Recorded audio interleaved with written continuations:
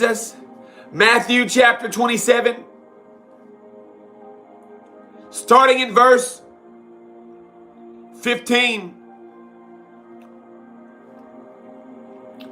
Now at the feast, the governor was accustomed to releasing to the multitude one prisoner whom they wished.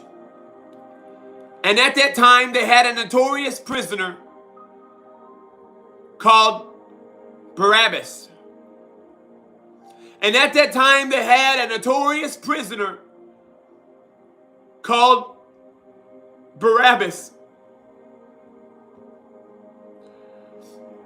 And at that time they had a notorious prisoner called Barabbas. And at that time they had a notorious prisoner called Barabbas.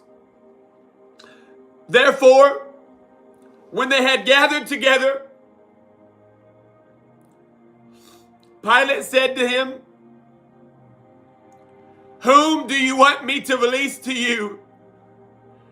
Barabbas or Jesus, who is called Christ?" For he knew that they had handed him over because of envy. While he was sitting on the judgment seat, his wife sent to him, saying, "Have nothing to do with that just man, for I have suffered many things today in a dream because of him." But the chief priests and elders persuaded the multitudes that they should ask for Barabbas and destroy Jesus. The governor answered and said to them, "Which of the two do you want me to release to you?"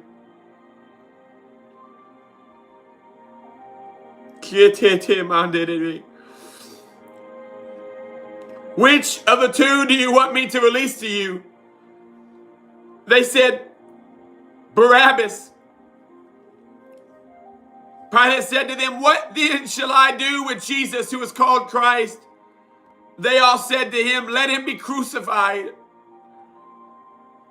Then the governor said, "Why? What evil has he done?" But they cried out all the more, saying, "Let him be crucified." When Pilate saw that he could not prevail at all, but rather that a tumult was rising, he took water and washed his hands before the multitude, saying, "I am innocent of the blood of this just person. You see to it." And all the people answered and said, "His blood be on us and on our children." Then he released Barabbas to them. And when he had scourged Jesus, he delivered him to be crucified. So, I've read this story multiple times. I have read this story multiple times, and never before has it really hit me like this. Now, I've always understood that Jesus died for the murderer Barabbas. That Jesus died for the murderer Barabbas. That Jesus died for the murderer Barabbas. But when I went to go and do some research,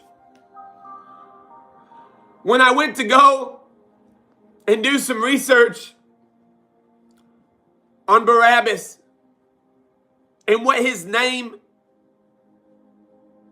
meant, what Barabbas' name meant, what was the meaning of Barabbas' name? Barabbas was Aramaic. And in Aramaic, the name Barabbas means son of the Father. Barabbas means son of the Father. And or son of the teacher. So in that moment where Jesus takes the place of Barabbas, Barabbas literally steps in. Son of the Father, the believer. When you place your faith in Jesus Christ, you go from a murderer, you go from a criminal, that's why I read this verse so many times. And at that time they had a notorious prisoner called Barabbas. A notorious prisoner called Barabbas. And I don't know if you realize, but if you would see all the sin that you have committed in the time of your life, you would see that you are hell's most wanted. If you've seen all the sin that the enemy had against you, all the charges that the enemy had against you, all the charges that the accuser of the brethren had against you, you would realize that your face was on a poster in hell's most wanted. Hell was looking for you. Hell was searching for you. Hell had a full-on search for the notorious prisoner, Barabbas, Dusty, Devin, Dugan, Lorraine, every one of us. Hell was looking for us. Hell was searching for us. We were notorious prisoners, looking to put us to death, looking to bring us to death. But when I realized that Barabbas, his very name meant son of the Father. His very name meant son of the Father. That when Jesus took his place on the cross, when Jesus took our place on the cross, and when we place our faith in Jesus Christ, we are no longer orphans, but we are the son of the Father, the son and the daughter of the Father.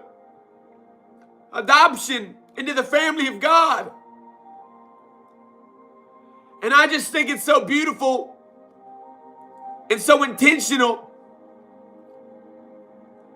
You know, God is so intentional that he waited. He could have come the next year.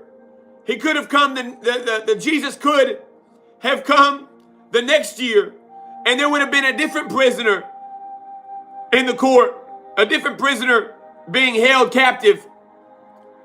But no, he came at the exact time that Barabbas, the murderer, the notorious prisoner, was held, because Barabbas' very name meant son of the Father, son of the teacher. And so this was a illustration of Jesus taking our place on the cross, dying so that we didn't have to die, so that we could become the son of the Father, daughter of the Father, child of the Most High God. When I read this morning, it hit me different. It hit me different. I felt the Holy Ghost all over it. It's just beautiful. Like I said, I had read this multiple times, but I never had thought to see what Barabbas' name meant. But today, this morning, I investigated, and it painted a beautiful picture of substitutionary atonement, where Jesus Christ steps in. It's like we're in court, and the judge is saying guilty, and the judge is saying guilty, sentenced to death, sentenced to the electric chair, sentenced to the lethal injection, sentenced to death. But even worse, because this death was a gory and a horrible, violent death, Jesus was beat unrecognizable as a man.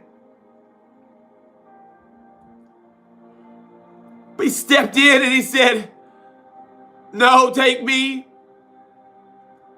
No, take me. I'll go, I'll go, I'll go. Let them go. Let them go free."